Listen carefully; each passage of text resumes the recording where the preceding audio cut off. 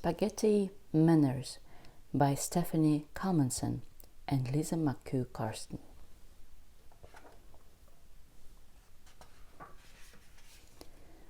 Blubble, blubble, blubble. Arthur, please, stop blowing bubbles in your milk, said his mother. It tastes better when it's bubbly, Arthur said, but he stopped blowing the bubbles. Arthur took a bite of his sandwich. Oh, Arthur, said his mother, but before she could say any more, the phone rang.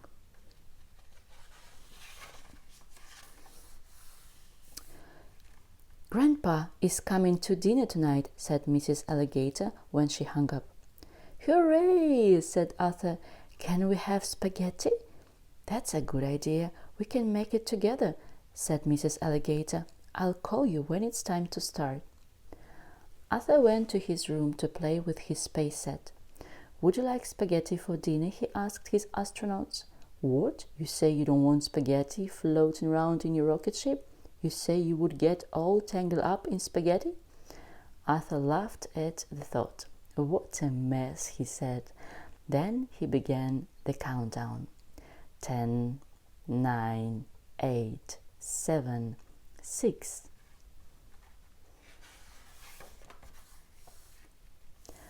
Arthur, said Mrs. Alligator as she passed his room, will you please try extra hard to remember your manners when Grandpa is here? But there are so many, groaned Arthur. How can I remember them all? Maybe you can make some flashcards, suggested Mrs. Alligator. When his mother had gone, Arthur finished the countdown and sent his rocket ship into space. While the ship was orbiting, he thought about the flashcards. I know, he said, I'll make them look like football cards with pictures. That will be great. Arthur got right to work. No blowing bubbles, he said as he drew his first picture. My napkin belongs in my lap. I willn't talk when my mouth is full. Then he heard his mother calling, It's time to cook the spaghetti, Arthur. In the kitchen, with a spaghetti box for his guitar, Arthur made up a spaghetti song. Oh, I like spaghetti, that's why I sing the song. Spaghetti is so skinny, spaghetti is so long. That's a good song, Arthur, said Mrs. Alligator. Now, would you find our big spaghetti pot? Bing, bang, boom. The pot was all the way at the back of the cabinet. Arthur had to make a lot of noise finding it. As soon as it was quiet again, Arthur and Mummy heard the doorbell ring. Hi, Grandpa, Arthur said, giving him a big hug. Guess what we're having for dinner? Spaghetti. That's great, said Grandpa. I love spaghetti. Then he handed Arthur a present. Thank you, Grandpa, said Arthur. This boat can meet my rocket when it lands in the ocean. Come, I'll show you.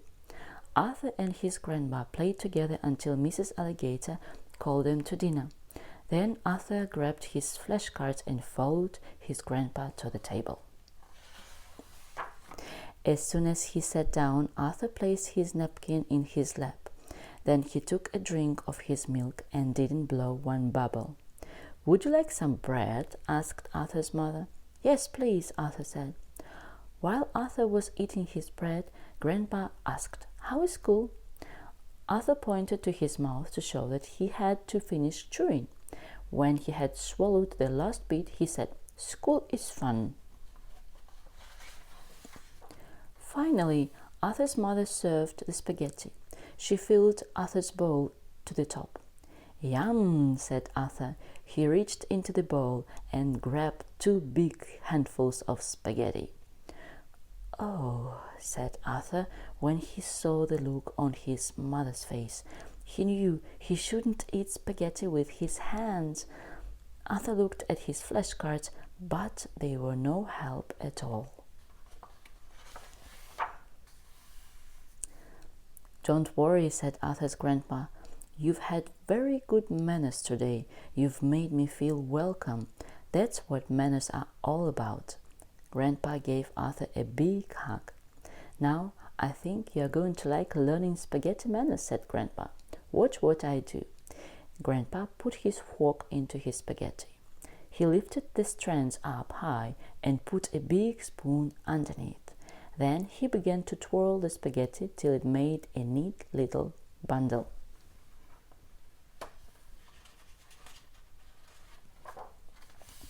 "Open wide," said Grandpa. He popped the forkful of spaghetti into Arthur's mouth. "Now, you try it," said Arthur's mother.